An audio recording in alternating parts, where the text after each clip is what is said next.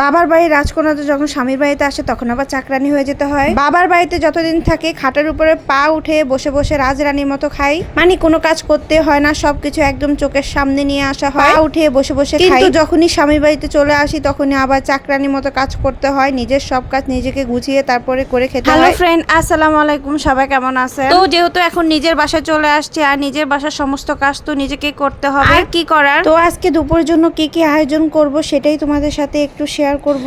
আর বাইরে ভাই আমাদের গৃহিণীদের কোনো ছুটি নাই। সরকারি চাকরিজীবীদের একদিন হলেও ছুটি হয়, কিন্তু আমাদের গৃহিণীদের কোনো ছুটি হয় না। তারা সারা জীবন শুধু কাজ করে যাও, রান্না বান্না করে যাও, তারপরে খাও। আচ্ছা, আমাদেরকে একদিনও ছুটি হবে না? যতদিন বেঁচে থাকবো ততদিন এই রান্না বান্না করে খেতে হবে। যাই হোক, অনেক কথা বলে ফেললাম আর সবকিছু কিন্তু মজা করে বললাম। তো আজকে আমি কি আয়োজন করব সেটা একটু তোমাদেরকে দেখাই। তো এটা হলো সাজনা পাতার ভর্তা। আমি প্রথমে সাজনা পাতা ভর্তাটা কিন্তু আলু দিয়ে করে নিলাম। আর অনেকে কিন্তু এই সাজনা পাতা ভর্তাটা খাও না। আমাদের অঞ্চলে এই সাজনা পাতা ভর্তা কিন্তু দুরকম করে খায়। একটা হলো মাছ দিয়ে করে খায়, তারপরে আবার আলু দিয়ে করে খায়। তবে আজকে আমার বাসায় একদম মাছ ছিল, মানে যেটা দিয়ে করব ওইরকম মাছ ছিল না। তো সেই জন্য আমি ভাবলাম যে শুধু আলু দিয়ে করে খাই। এই ভর্তাটা কিন্তু ভীষণ মজা হয়েছিল। যাই হোক, তো এই দিক দিয়ে আমি আবার শিং মাছ ভুনা করব, তাই চুলার মধ্যে কড়াই বসিয়েও দিলাম।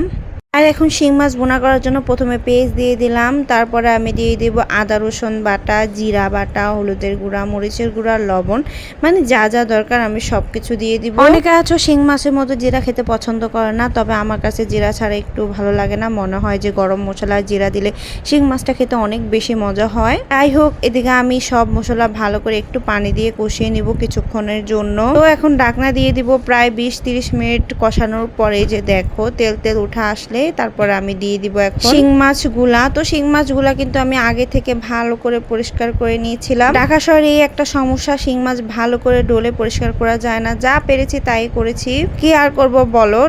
শহরের বাড়িতে আমাদেরকে সবকিছু দিয়ে কষ্ট করে একটু চলতে হয়, স্যাক্রিফাইস করে থাকতে হয়, কিছু করার নাই। গ্রামে যেমন একদম পুকুরে বসে শিং মাছ কিন্তু অনেক সুন্দরভাবে পরিষ্কার করা যায়, শহরে তা করা যায় না। যাই হোক, তো এদিক দিয়ে তোমাদের সাথে বক বক করতে করতে আমার এই যে শিং মাছটা কিন্তু হয়ে গেছে।